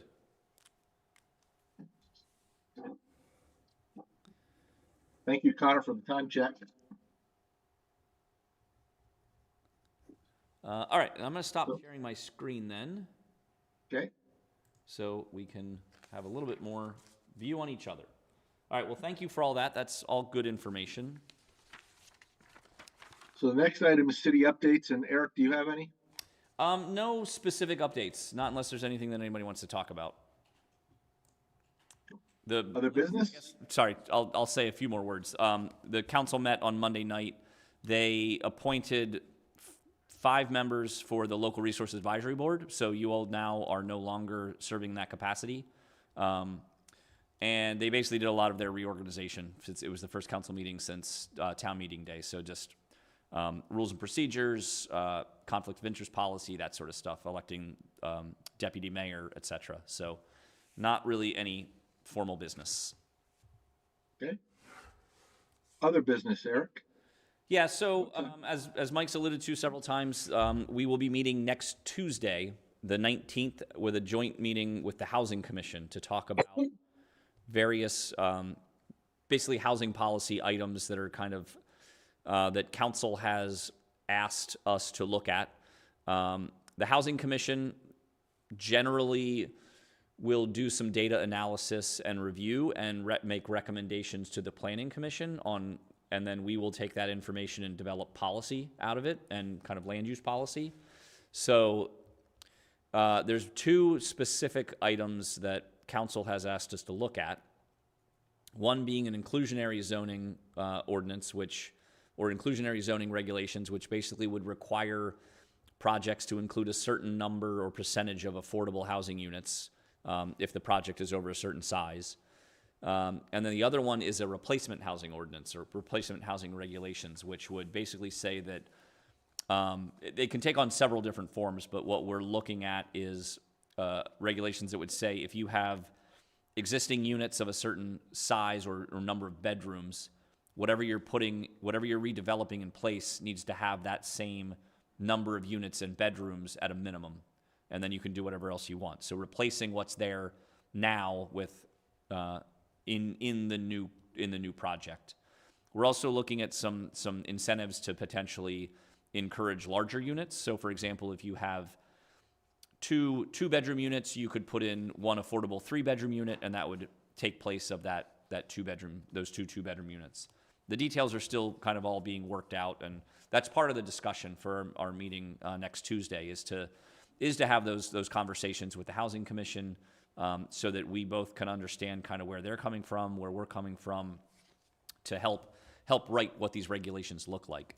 One thing I'll note is that in Article 5, the draft that you have, the last 2 sections of Article 5, Section 516 and 517, have some draft language already kind of generally framed up and proposed for what inclusionary and replacement regulations might look like. I really want to emphasize that the intent of me including that in Article 5 right now is really just to kind of set the stage. I anticipate there's going to be some additional work that'll be needed to really kind of refine what that looks like. But so it's really, right now it's included, 1 as a placeholder, but 2, just to kind of give you a sense of what the replacement regulations or what the inclusionary regulations might look like. So please don't read too much into them right now. It's possible that some of this may stay as it is, but it's possible a lot of it might change. The other reason I wanted to bring that up is because my intent is, so all the regulations we talked about tonight, and this is a slight aside, but I'll bring it back. All the regulations we talked about tonight, and then what we're going to continue talking about in Article 5 up to the new language in 516 and 517 is kind of what I hope to take forward as the next package of amendments and separate out 516 and 517 so we can continue the discussions on those two sections, because I think they're going to be more meaty discussions.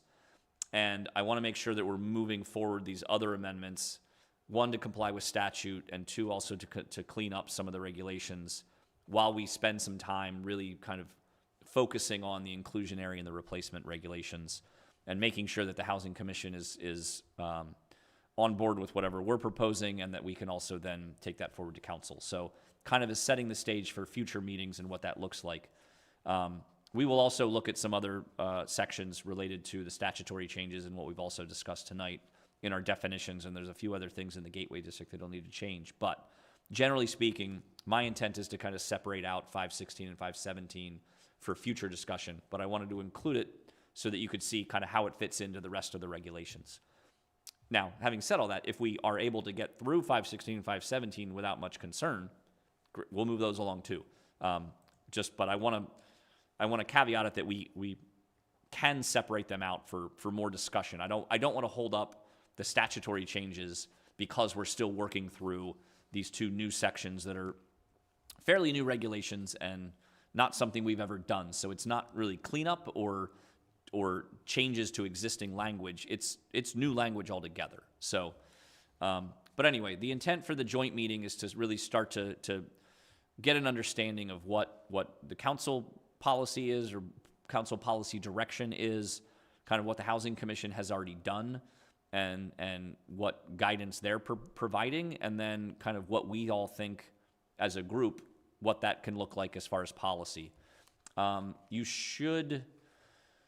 Tomorrow, the agenda should be getting published for that meeting. That'll have a bunch of attachments in it and some analysis from the Housing Commission and from our Housing Initiative Director, Jasmine Hurley. So I will forward that around when it's done if she does not send it out. So logistically, that meeting will be here in person and online. We'll have both options available for folks. So whatever you're comfortable with, I think. Well, I don't want to say most people will be in the room, but I know the Housing Commission typically meets in person. But again, you're welcome to meet however you're comfortable. So that's Tuesday at 6:30, Eric. I'm not sure the time. I have to confirm the time, but it is definitely Tuesday the 19th. I had 5 p.m. for some reason on my calendar. Yeah, that's what I'm not sure of, if we're going to meet earlier, or I know the Housing Commission typically meets at 6 o'clock. We 6:30, so I'm not sure. I'll when the agenda is published, we'll confirm times. And Eric, did you say you sent around Article 5? Yes, Article 5 was included with the agenda, and it's on the website as well with the agenda, the draft of Article 5. Great. Other business. I guess first, is there anything else you want me to cover on that first? Oh, sorry. Okay. One question I did have, and I guess I'm not familiar with Article 5, but I know like the changes that we're making are going above and beyond Act 47, and it really affects sort of the incentives that we've laid out prior to Act 47. Yep. Is that what's in Article 5, those incentives? Yes, those incentives are in Article 5, and I do want to work through those before we move anything forward to council. I want to make sure that those get updated because they're already in our regulations. Yeah, exactly. Okay. Yeah, that's a really great point. Yeah, I definitely want to make sure that we get through the incentives to make sure that those are up to date in relation to Act 47. And because those already exist, I think it's important to make sure we update those before we send any of this to council. The inclusionary and replacement are brand new, and so I'm comfortable taking more time with those because it's all new language that doesn't have any relation currently. Yeah. Okay. That makes sense. And it's not that those aren't required by Act 47, right? That is correct. They are not required. Yeah. These will be new regulations. A lot of communities have them. The replacement ordinances typically are done, or historically have been in relation to conversion of non-residential, to your point, Joe, non-residential to residential. or sorry, vice versa, residential to non-residential. And so it's really a way to, that's typically or historically what they've been used for, is that there was a lot of conversion to non-residential uses when there was a lot of demand for that from residential uses. So there was a mechanism put in place to say, okay, if you're getting rid of those residential uses, you have to put them back somewhere. So some communities allow for off-site, some communities allow for a fee in lieu. So there's a lot of different options and a lot of different directions it can go in that we'll get into at future meetings. Anything else on that? Not on the joint meeting, no. Okay. Anyone on the commission have any comments? Okay. I know we had sort of talked about that the second meeting of every month, we try to be in person. I was just wondering if folks are going to try to be, I know it's not like our second planning commission meeting, but it's serving as that. Are folks going to try to be in person for it? On Tuesday? Yeah. Yeah, I'll be there barring sick kid or something. Okay. I'll be in person. Sounds like some will. Okay. I'll be there. Can you tell me how this meeting's going to be facilitated? Who's going to do that? Yeah, that's a great question. Actually, Mike will be facilitating that meeting for us. Well, Mike, that's great. Nice. Same way I was elected chair of this, I was asked to do that. So That's perfect, Mike. Default, by default. Well, you'll be facilitating the housing commission telling us what to do, which is fine. You know, it's probably their job. we can take it or leave it, right? That's right. They're going to make recommendations, and we're going to craft policy based on that. That will then go forward to the city council for their consideration. There you go. Other business, Eric, I asked you, but I thought I'd bring it up here that on Franklin Street and Leclerc Street, there are some signs up for demoing some buildings. Yep. Yeah. I was going to bring up the Leclerc Street one. From my perspective, it's nothing we need to talk about on the record, but I'm curious about it. So it's 30. The one I saw is 39 Leclerc Street, which is big white building. I don't know. It looks like it's maybe 3 or 4 apartments or something. I'm not exactly sure. Very Only a single unit. Single unit. Okay. Yeah. Okay. And yeah, it's like pretty overgrown, frankly. But there is a family living there now, with children. Are you And sure I think.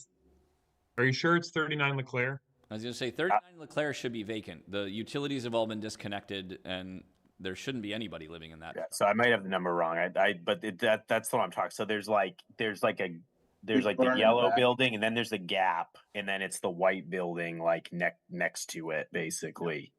So yeah, I was sort of curious about if you know what the plan is post demolition. Yeah, so right now there is no plan. The property owner has just submitted applications for the demolition and not submitted anything for redevelopment. So once a redevelopment proposal has been identified, they'll need to submit applications for zoning approval for that, whatever it is that they're proposing. So I'm not sure what they're proposing. What I do know in that case in particular for 39 Leclerc, my understanding anyway, is that there were some pretty significant code violations, building code and life safety violations on the property.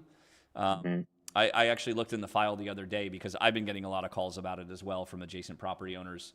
Yeah. And the inspection report is like 20 pages long of violations. Yeah. So I believe it. Yeah, I think the owner basically was like, well, it's going to be cost me so much money to try to fix all this. Some are like structural concerns as well. Yeah. Like, who's the owner? It's Gabe Handy is the owner. Yeah. Oh.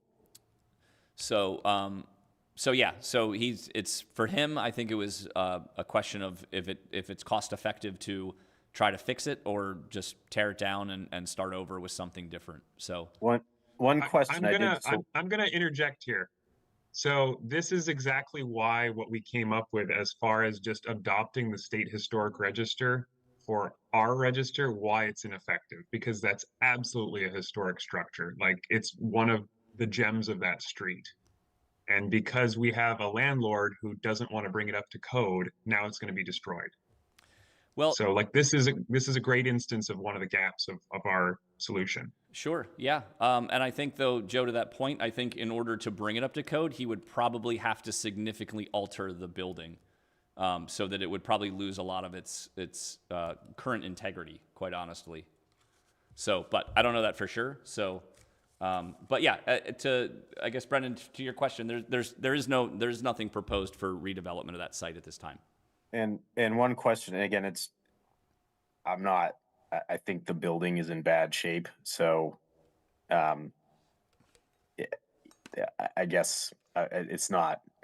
I'm not surprised by your report. Basically, one thing I'm just more curious about is there's sort of like what looks like a carriage barn kind of back behind there, and I'm not sure if it's on that lot or the one next to it. And do you know if there's any? And it's that barn to me looks like it's leaning pretty heavily too, but it is kind of interesting, and you don't have a lot of that in Winooski anymore. So I was wondering if you know if that's going to be affected or not. Brendan, as a bit of context, that parcel was originally proposed for including in the redevelopment of what is now your neighborhood. Yeah. And it was proposed that that house would be demolished and replaced with a smaller structure in its place as part of the PUD that was initially proposed, that was scrapped and reworked. Yeah. I mean, makes sense to me. Yeah, it's not that lot is not our lot now, but maybe there was a plan to had it. I don't know. Yeah. So What are the Eight code and a half. violations, by the way? I'm just curious. What does anyone know that? I mean, I'd have to look back at the report to get the specifics, but I know there was things like there's asbestos there's asbestos insulation on some of the pipes. The flooring is all inconsistent with code as far as it's warped and not even or smooth. The electrical systems are in disrepair and need to be upgraded. There's some structural components. There are some pictures of basically beams that are completely separated from the structure itself. So just a lot of a variety of things. I don't think there's any one component or one category of violation. It's pretty much runs the gamut of violations. When was it last occupied? Oh, there's a family there. I mean, there's a family there.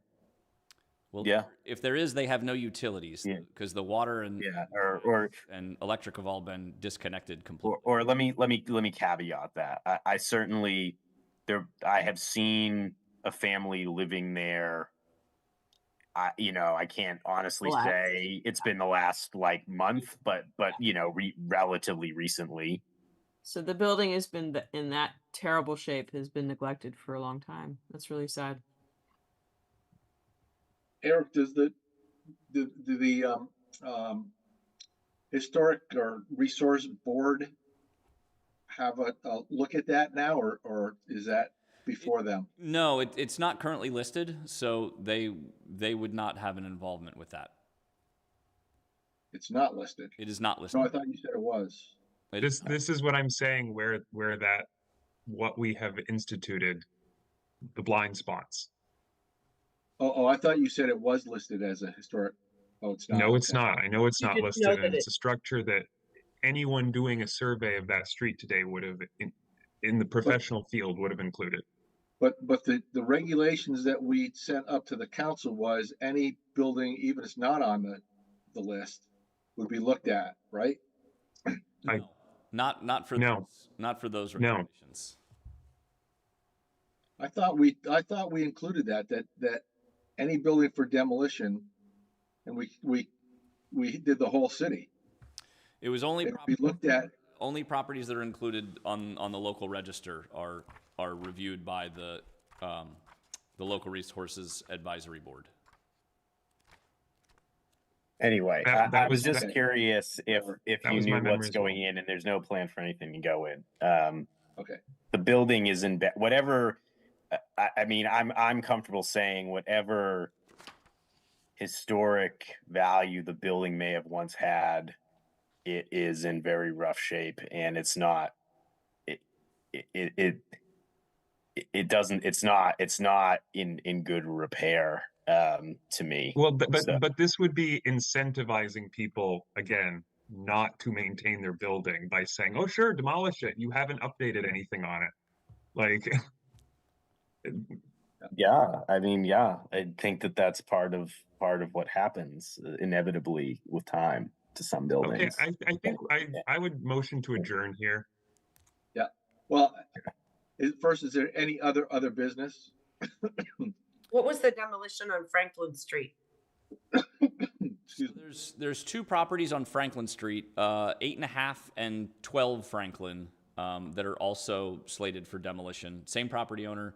I know 12 Franklin, or I shouldn't say I know. 12 Franklin, from what I understand, basically the foundation is completely crumbling. So I don't think that building is actually habitable right now either. So I think in order to bring that up to code, it has to be demolished. And then 8.5, I'm not sure what the status of that building is, why, what the motivation is for the demolition of that one, but those are the other But two properties. All three of these have permits to demolish, right? Well, they've all been applied for, and they're in the appeal period right now for the demolition. Yeah.